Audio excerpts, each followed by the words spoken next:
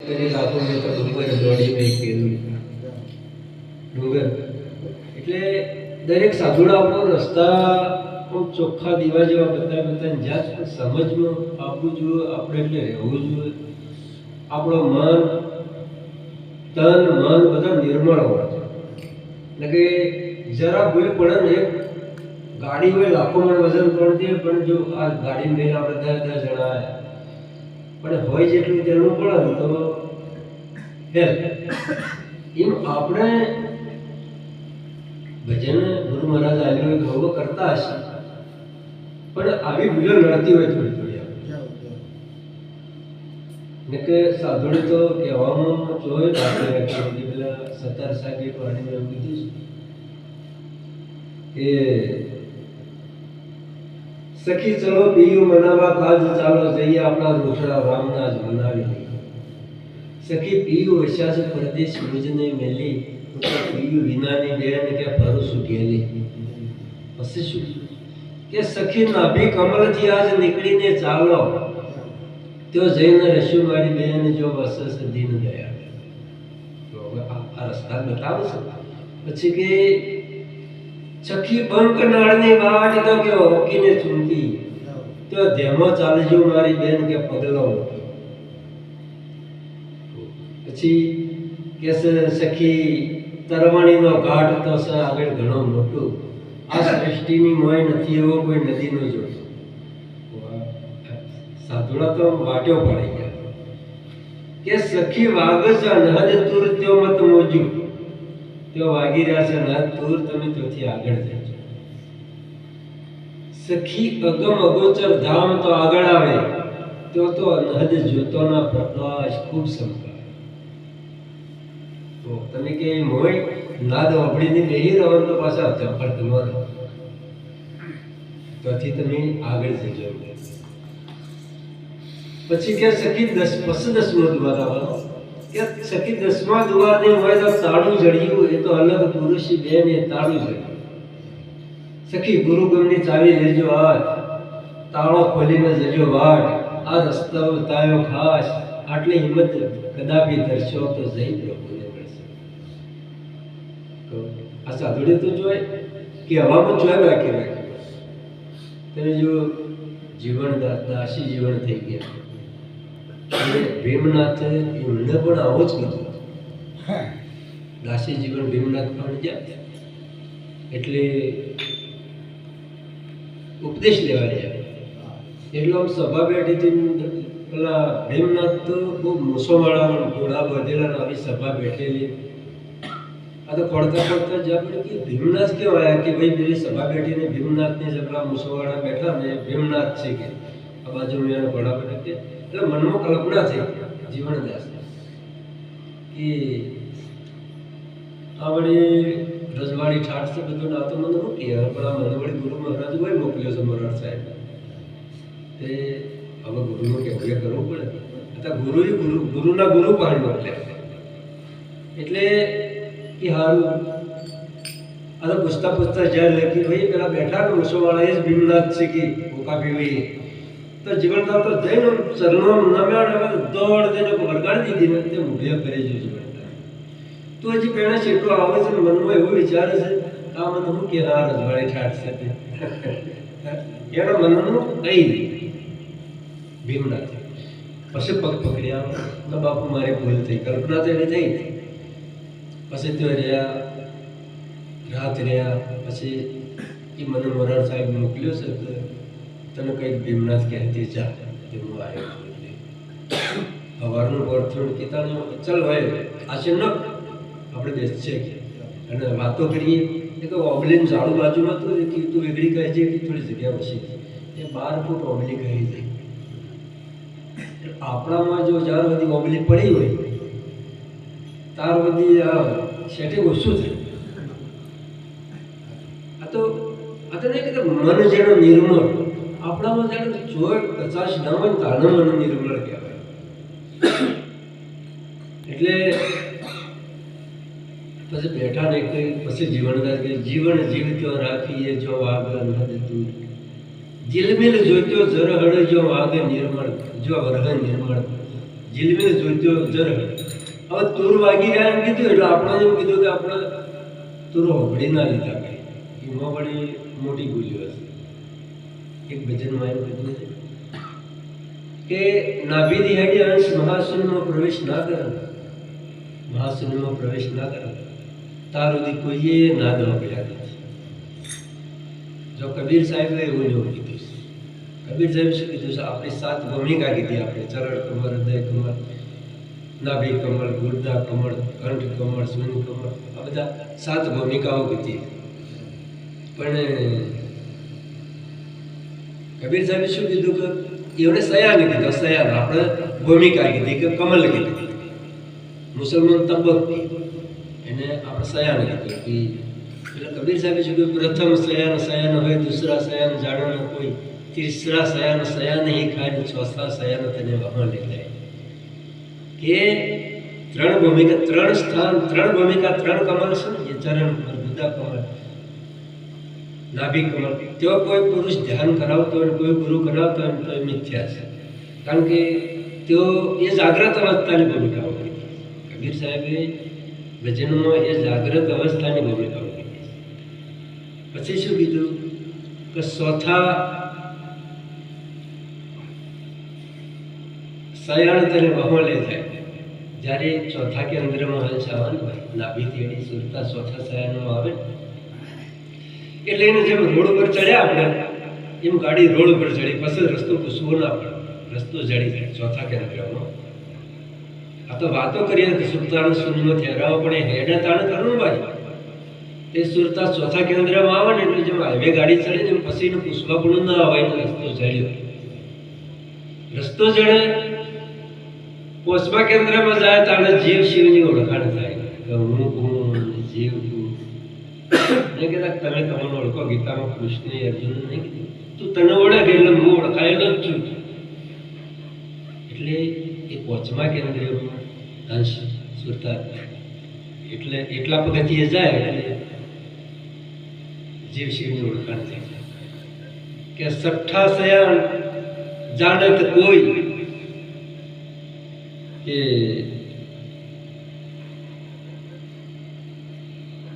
6ઠા સયાન 6ઠી ભૂમિકામાં અંશ પકડ સુરતા થયા એટલે તર્ક હેડવાનું છે, એક એક કોઠો આગળ વધવાનું છે. આ તો આપણે તો હેડીએ તો છીએ પણ મારું આમ ધ્યાન કરતા હોય મન ઢોર છોડવા જતું રહે, મન ગાયો વળવા જતું રહે કે તો હવે પાવાનું છે એટલે પેલું સુરતા હેડીની પાછી હતી. સ્થિર ના થવાનું કારણ આવું હતું. એટલે 6ઠા કેન્દ્રમાં જ્યારે હંસ પકડ એટલે કીધું છે આ જન્મ પૂર્વ જન્મના પાપોમાંથી આ હંસ જીવ મુક્ત થાય. આ જન્મ પૂર્વ જન્મના ગમે તેવા કર્મોનો નાશ થઈ જાય. જેસલ જેવો હોય તોરલ જેવા ગુરુ મળ્યા એ અનેકો કર્મોનો નાશ થઈ જાય. એટલે એ 6ઠું. પછી 7મા કેન્દ્રનું તો કબીર સાહેબ એવું કીધું છે કે 7મી ભૂમિકાના અંશને તો કોઈ ઓળખી શકતું એ પાગલ અવસ્થા થઈ ગઈ. એને બધું મૂળ મારું માયા ને બધું હોય ના. એટલે પછી જેવી પરિસ્થિતિ થાય, પછી એવી પરિસ્થિતિ થાય પાગલ અવસ્થા એ હાથમાં કે એ પુરુષને કોઈ ઓળખી ના પાગલ છે કંઈ ગયો નહીં તો પણ હવે મગજનું બરાબર નહીં થાય. પણ એની પરમાત્મા કેવો તારા જ હોય, બીજું કોઈ તમે જો એક બાદશાહ હતા ને, બાદશાહ એ પેલી દાસીઓ કામ કરે, દાસીઓ કામ કરે એટલે પેલી દાસી વાળતા વાળતા પેલો પલંગ જોયો કે ત્યાં મને બાદશાહ રોજ પલંગમાં છે વાળો છે, મખમલનો રૂપાળો પલંગ છે, પાથરિયા છે, પેલા હજી હું જોઈ છું કોઈ નથી આટલા. ત્યાં તો 2 મિનિટમાં આડો પડ્યો એટલે આ તો ઊંઘીએ જો 2 મિનિટમાં ઊંઘી જો ને એટલે બીજી દાસી ભાડી જાય કે એને સાડી કાઢી. બાદશાહ સાડી કાઢી કે પેલી દાસી કે ઊંઘી છે કે આટલા તમારા પલંગ એટલે દીવનનો ઓર્ડર કર્યો, જા પકડીને અહીંયા લઈને 10 કોયડા તો એવા મારે કે ખાલડી ના રહ્યું છું અને પસીને પૂછશે કેમ ઊંઘી. તો ખેંચીને લાયા ઊંઘવાની ઊંઘ તોડીને લાયા લાઈટા ભડા પડ જાણે કોયડા ચાલુ ચાલુ થઈ 4 મારે તાંજા બોલીને પોચમો પડ્યો એટલે હવા ચાલુ થયું 6 મારે બધું મોટું દાબી અને હવા મળી ઘરઘરાટ ખાલડું ઉતરત હોય દાસીદા હવા મળી એટલે બાદશાહ ચમક્યા કે સબર કરજે દિવાસ ના મારતો બેટા કે તારા બધા ગુના માફ તું કહી દે મને આટલું કહેવું પડશે એટલું તને આટલું ખાલડું ઉતરશે ને હું છે તારું ખાલડું જાય છે કે બાપુ કહું કે તારા બધા ગુના માફ કે હું 2 મિનિટ 3 મિનિટ ઊંઘી મારી વચમાં કાંઈ એમાં મને આટલા કોયડા કર્યા તો તમે ચારના ઊંઘો તમે જેટલા પડશે તમે તો ચારના ઊંઘો છો કે તમે કેટલા પડશે કે મને કોઈ ના મારે એટલે દીવાનો તો હોશિયાર હતો કે બાપુ મારે ના કે એ કોઈ સમય બળવાનો છે પરમાત્મા ખુદાથી કોઈ બળવાનું નથી એટલે કદાચ મારે એ તો મારે કોઈ ના મારે નહીં એ મારે એટલે પેલા થોડો ચટકો લાગ્યો પણ કોઈ એ વાત એટલે પડી હતી દાસીને માફ કરી દીધી 2-4 દાડા ત્યાં યુદ્ધ ખેલવા હોનું રાજ જીતવા નીકળ્યા બાદશાહ લશ્કર એ ઊંટ ઘોડા ઉપર બેઠેલા હા લશ્કર દીવાન આગળ બેઠેલો હાથી ઉપર મોડી દીવાન થાય બાદશાહ ચડી ગયું અને લશ્કર જાય ને પોકલોની વાટ આવી પોકડા હેડા જેવું છે ને ઊંટ બરાબર પગ બીમાર થયું વચમાં દીવાનનું ઊંટ એટલું બેઠું અને આડોટીને મરી ગયો કે લશ્કર ઉભરી ગયું મારા બાદશાહને તો શું થશે એ દીવાન આવીને બાદશાહ કે બાપુ આગળ જવાય એમ નથી કે કેમ કે ઊંટ મરી ગયું અરે કે સાલા મરદા ક્યાં કોઈને મરવાની ખબર નથી કે મરવું એવું આ કેટલા બેસી જાય મગજ કેવું હશે કે મરદા ક્યાં છે કે બાપુ ભોય તરફ ખબર પડે એ દીવાનભાઈને બાદશાહને લઈ જઈ અને પેલા ઊંટ બહાર લઈ જતી આ મરી ગયો અરે કે સાલા સહી સલામત પડાયા કે કૂટો અભી દોડેગા એટલે હું કૂટો એટલે કે દોડને વાળા તો ચલા ગયા અંદર દોડવા વાળો હતો ને એ તો જતો રહ્યો એ તો હોય નથી કે કે ચો દોડવા વાળો કે આપણા મરે પડે આપણને ખબર નથી એ તો કોઈ ઋષિઓના સાધુઓના હૈના લીધો હોય તો ખબર પડે કે એવું છે કે હા બોલો કે લશ્કર પાછું વાળવા લડવું લઈ ગયા લશ્કર વાળી પાછું લુગડો કાઢી એમ ઘેર આવતો ને કે છોકરાને કહે છે ભળ મારા અસ્થિ ફકીર બન્યો બોલો એ ફકીર બન્યો એ દાડા તો ચોટ લાગી કારણ કે પૂરવું પડ્યું ને ગમે તેવો ચોર હોય તો જાગાય દાડા એનો પલટો હોય પલટાઈ જાય એટલે બાદશાહ તો તમે જુઓ કે નીકળી ગયા તે ફકીર બની ગયા તે 12 વર્ષ થઈ ગયો 12 વર્ષ એટલે એના ગુરુજી 12 વર્ષ થઈ ગયા બેટા જો કે આપણા વતનમાં પગલો કરી આવો 12 વર્ષે જવું પડે અમુક રીતો હોય સાથે 12 વર્ષે કે નાના કરવા જાવ નાના જવું પડે બેટા કે ભાડું ના હોય તો એટલે હોય તને આવું કદાચ જરૂર પડશે મને એવું ખબર છે હોય આવી તે પૂજા મૂકી બાદશાહનું ફકીર ગુજા મૂકીને પછી વતનનો જ્યાં જે તો એમનો દીકરો ચલાવતા હતા રાજ એટલે આમ કે કના બંગલાનું કરવું કોઈ મોહ માયા મળી ગયેલી એટલે પાગલ અવસ્થા દેખાય ખબર નથી હા વેહ બદલાઈ ગયેલું તો મેલ હતો બાજુમાં સરોવર હતું એ કિનારે હતો બેઠો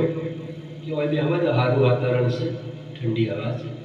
તો બેઠો એટલે ગામનો છોકરો ખાસો હતો 10 જેવો જો એટલે કે પાગલ ગોડો આવ્યો તે મારા પર ઢોળા મારવા માંડ્યો એ પેલો બોલે ના કે તારે મારો એ તો બોલતો નથી કારણ મારી પર આ તો સાધુડા તો ભાઈ ખમ્યા છે માથવા ધર્મ માટે ઝેર પીતો ધર્મ માટે અગ્નિમાં મોણાસ પણ ધર્મ છોડ્યા તે સાધુડા ધર્મને ટકાઈ રહ્યા એટલે જ્યારે ઢોળ પડવા માંડ્યા એટલે આકાશવાણી થઈ ખુદાની આકાશવાણી થઈ કે અરે તને આટલી માર પડે તું તો કે બાપુ મારે તો કોઈ કહેવું નહીં પણ તમે એને મતી ફેરવો એટલે છોકરાને મતી ફેરવી કે લે હાય હાય તો બાદશાહ છે આપણા ગામના તો મારો બેટો નમવા ઉડી પડ્યો બધો એ કીધું આખા ગામનો નંબાયો બાદશાહ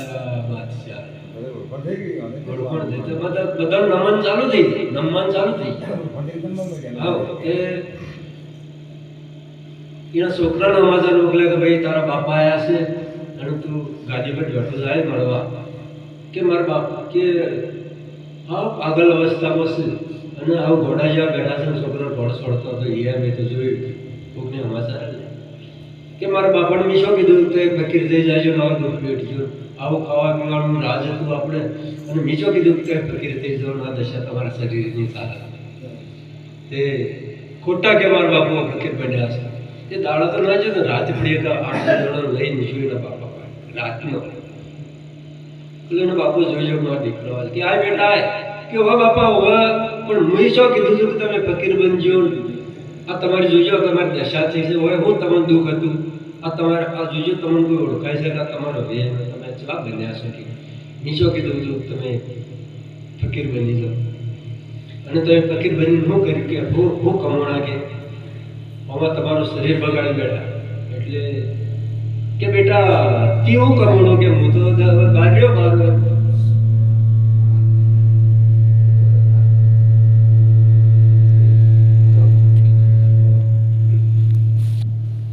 હું તો કે 12 વર્ષ બહાર રહ્યો તે જે કમાણો એ બરાબર તું શું કમાણો બેટા કે હું તો તમને જ્યાં છે 10 તો રાજ્ય છે 10 અને આપણે હાથી કેટલા હતા કે 50 કે 100 હાથી બનાવી દીધા કારણ અને ઘોડા કેટલા હતા કે 100 કે મેં 500 બનાવી દીધા ધન કેટલું હતું કે કરોડ જેવું અરે મેં 10 કરોડ બનાવી દીધું હું આટલો કમાણો કે તમે એવું કમાણો કે દીકરા તાર જોવું છે મારે કમાણી કે હવે તે આ સરોવર હતું ખિસ્સામાં પેલી હોય લઈને પાણીમાં ફેંકી તો સરોવરમાં હોય હવે ઊંડા તળ હોય ખબર નહીં હોય જાય તે શું દેખાય ભાઈ કે બેટા હવે તને પેલી હોય લઈ આવો એડો પાસે કહું કે જે આવતી હોય કહેતા હોય તો દરબારમાં લાવો એ જે હોય આવતી કે આવો બેટા ચમ ના કે લાવો કે લાવજો કે માછલીઓ બહાર આવો એટલે રફત માછલી કે બેટા એકદમ જન્મ હોય માં પડે લઈ આવો માછલી મોઢામાં લઈને આવી કે લઈ લે દીકરા આમ હોય લીધી કે જો દીકરા તું કમાણો છું એ બધું મિથ્યાધન કમાણો છે એ બધું હોય પડી રહે તારા જીવ માટે તું કશું કમાણો તો તારા શરીર માટે તારા નિર્વાહ માટે તારા આગાવાના તારા વસ્તાર માટે જીવના માટે કશું તું કમાણો જો હું તો આ ધન કમાણું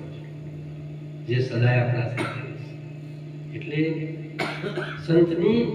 7મી કક્ષાના પુરુષને કબીર સાહેબ કોઈ ઓળખી છે એ પાગલ અવસ્થા થઈ જાય કે આ તો પાગલ જેવો લાગે એટલે ભીમનાથે કીધું હતું કે જીવન જીવત્યો રાખીએ જો વાગ ના દેતું જીલમીલ જોત્યો જરહડે જો વર્ગ નિર્મળ દૂર પણ અનહદ દૂર હેડ્યા વાળાના વાગ ભજાવો તો ભજનમાં તો કહી દીધું પણ હેડવું પડે નથી કહેતા અભી કમળથી આલ્યો મૌન સુન શિખર ગઢ જાશે મને મળ્યા દુવાર પરનો વાચ પણ હેડો તાને પાવજો હેડ્યા વાળાના પછી કે પિંગલા તાલ બજાવી અનહદ નાદ જગા ગગન મંડળ ગુરુદેવની ગાદી તું ત્યો જઈ શીશ કે 3 માસનો 7 દિવસ આવા કોઈ જપે જપા જા રામ નામનો બી રૂપે તો પ્રગટ ઉઠી આ 3 મહિના 7 દિવસનો સાધોડે આપણને પ્રમાણ આપે એક આસને બેસી માણસ 3 મહિના 7 દિવસ જો અજપાતીની ધારા જો ના ચૂકે તો પરમાત્માના એ આસનને જાગૃત થયું આ 3 મહિના 7 દિવસ રામાપીરના ભજનમાં પણ 3 મહિના 7 દિવસનું પ્રમાણ છે એટલા દાડે તો આપણી ધારણા પર પછી કે